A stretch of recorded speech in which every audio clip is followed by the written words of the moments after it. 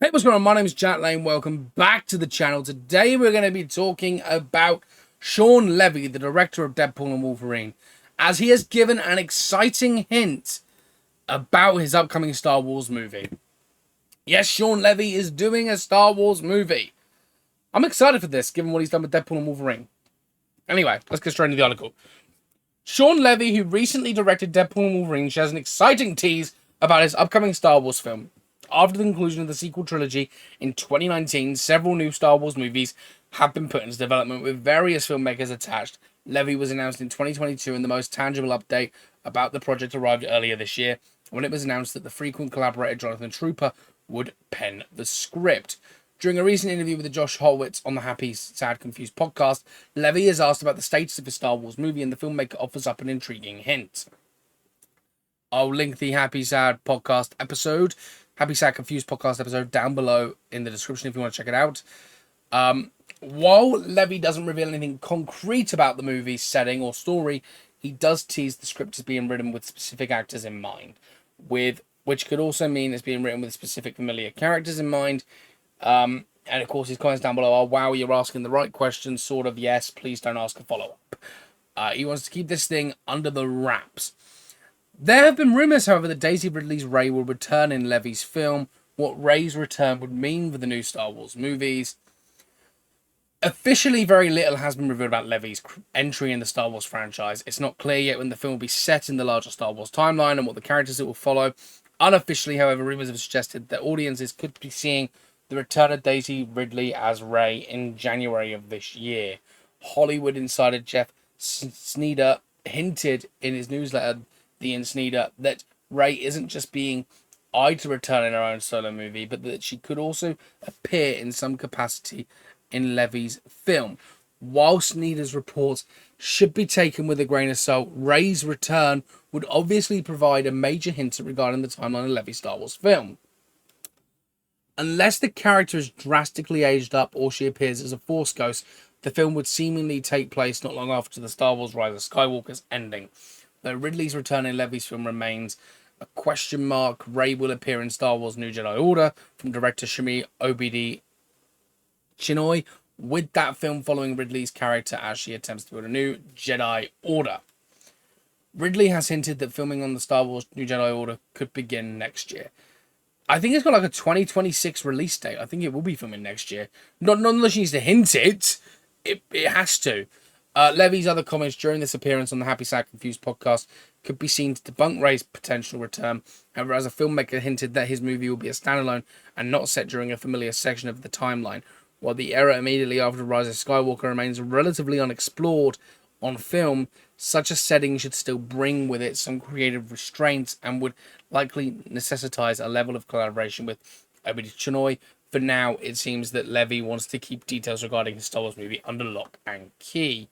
I'm going to say this. Rey won't be in this film. She won't be in this film. Many reasons why she won't be in this film. One of the big reasons for it is because would they really... No, hear me out here. Would Shawn Levy put himself in a position where he has to follow what someone else is doing? No. If Rey is in this film, if Daisy Ridley appears, it's either set 100 or 1,000 years after, and she appears as a Force ghost. It will not be set after Rise of Skywalker, after the Skywalker saga concluded, because there's no point. There is no point in doing that. And when people are like, oh, what characters could he be? There could be all new original characters. He could be eyeing people, like actors, genuine like actors, up for these roles.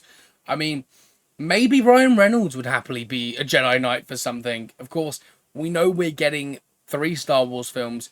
That doesn't include this one. We're getting the James Mangold film. We're getting the Mandalorian film. We're getting the Rey movie. And, of course, the Shawn Levy movie. Now, this film was supposed to start production at some point this year or next year. But, of course, that's been pushed back because of his commitments to Deadpool and Wolverine. His commitment to the actors and writers strike that went on where no one was writing a thing. No one was acting in anything. So there's a lot of catch-up play they're doing at the moment in Hollywood where they're now writing scripts galore. I'm happy that Levy's doing a Star Wars film. I think Levy doing a Star Wars film is huge. It's great because not only is Levy a fantastic director, he's proven that he can deliver on something of a franchise that is dying. The MCU wasn't doing all that great. In the movie, Deadpool even says, "Welcome to the MCU. You're joining at quite a bit of a low point," and that was that. That is the truth. And this film is a $1 billion film, their first $1 billion film, I think, since No Way Home, which, okay, it's an MCU movie, but Sony owned the rights to that. Sony, so that's not, so the last real $1 billion MCU film would have been 2019's Endgame, I think. If you're not counting Spider-Man, because that's part ownership by Sony. So, Shawn Levy really pulled it out of the bag with this one, and Ryan Reynolds, of course. You know, they're both very good collaborators. I don't know whether he'd be interested in doing Star Wars, but I don't see why not, because I'm pretty sure everyone has always wanted to do a Star Wars movie. I mean, Samuel L. Jackson, he was in Star Wars because he went to George Lucas and went, "I want to be in Star Wars.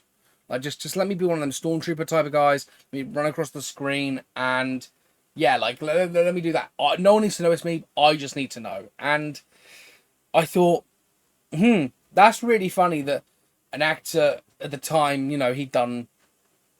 Actually, no, he hadn't done Shaft at this point. But he was a big actor. He'd done various other things.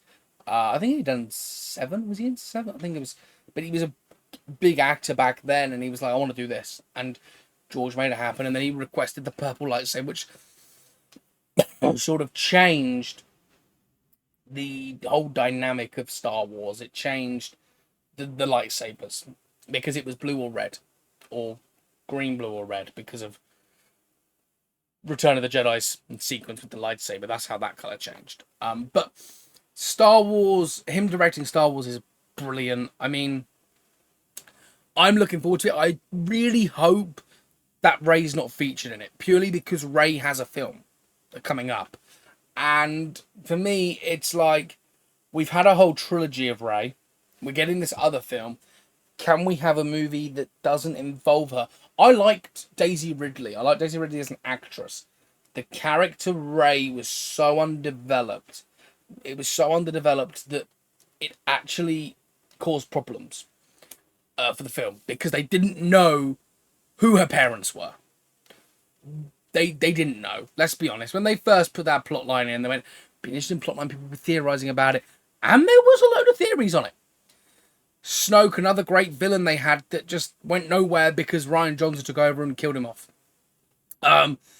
So Rey was undeveloped. There was a lot of undeveloped things about the sequel trilogy. A lot of complaints from Star Wars fans. However, I'm not going to argue that, you know, they can do this Rey film and make Rey a lovable character, a character that is really quite lovable and is not underdeveloped. They can make a very good developed Rey story. To be honest, I'd actually prefer it, right? If after this Jedi Order film, or New Jedi Order film, right, that they're calling it, I'd love it if Rey ended up doing a trilogy, like there'd be 2 other films after this, where they explore her building the Jedi Temple again, and, you know, on a, I don't think Coruscant's a planet anymore, is it? You know, rebuilding it, you know, and you have the Force ghosts of Jedi. You could have any Jedi in there, because what Disney did, it was like, yeah, these they have blue hollow surroundings, so they can interact with everything. Jedi, these dead Jedi can fight Sith. Why not? I don't really know why people would be like, "Oh, is Daisy really going to be in this?" Because there's been no details. I mean, it's a rumor, but I just feel like if, as he wants to make his own solo project, the only way for Ridley to appear, if Disney really want her to, is to set this in 100 years' time. Like 100 years from our current Skywalker timeline. Or even 150 years. Because, you know, she's a Palpatine. Palpatines, for some reason, have this sixth sense of coming back and doing more. And it's like, oh, okay, that's kind of cool. But yeah, no, can we do something else, please? Yeah, Daisy Ridley being in this Shawn Levy film. I can't see it, but it's interesting that, you know, he's now getting to work on it. It's fun to find that out. I'm very excited for this film. Shawn Levy's going to do a fantastic job, I have no doubt. To be honest, I have no doubt about everything. But anyway, with that being said, I'll see you on the next one.